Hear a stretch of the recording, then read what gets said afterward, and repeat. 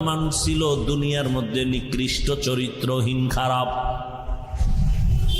কেমন খারাপ এরা! নারী আর পুরুষ একত্রিত হইয়া উলঙ্গ অবস্থায় বাইতুল্লাহর দেওয়ালটারে তাওয়াফ করে।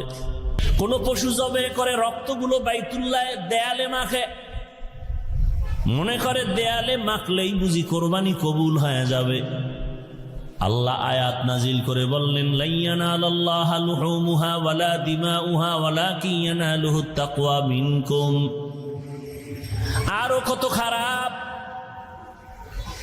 ওই সমাজের মানুষ নারীদের পছন্দ করে না, কন্যা পছন্দ করে না। ছেলে হলে বাবা ঈদের আনন্দ করে, মেয়ে হলে দরজা লাগায় ঘুমায়, লজ্জায় বাজারে যায় না। কন্যা হইছে এই খবরটা মানুষ পাইলে লজ্জা দিবে। কেমন খারাপ!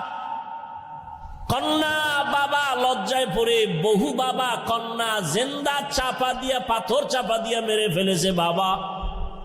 এমন একটা খারাপ সমাজে আসলেন রহমতের নবী। রহমতের নবী এমন এক আদর্শ নিয়ে, রহমত নিয়ে আসলেন। ওই চরিত্রহীন মানুষগুলো নারী পছন্দ করে না।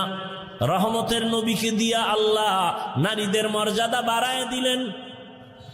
আজ এই জমিনের মধ্যে যারা বলে ইসলাম নারীর অধিকার আর মর্যাদা দেয় নাই, এদের মতো লম্পট আর চরিত্রহীন এই জমিনে কুলাঙ্গার আর কেউ নাই।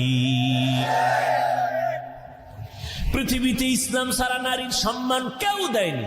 হিন্দুদের ধর্মের কিতাব খুঁজো, নারীর উপরে জুলুম। ইহুদিদের ধর্মের কিতাব খুলে দেখো, নারীর উপরে জুলুম। খ্রিস্টান ধর্মের কিতাব খুলো, নারীর উপরে জুলুম। সমস্ত ধর্মের কিতাবের মধ্যে খুঁজে দেখো, নারীর উপরে জুলুম।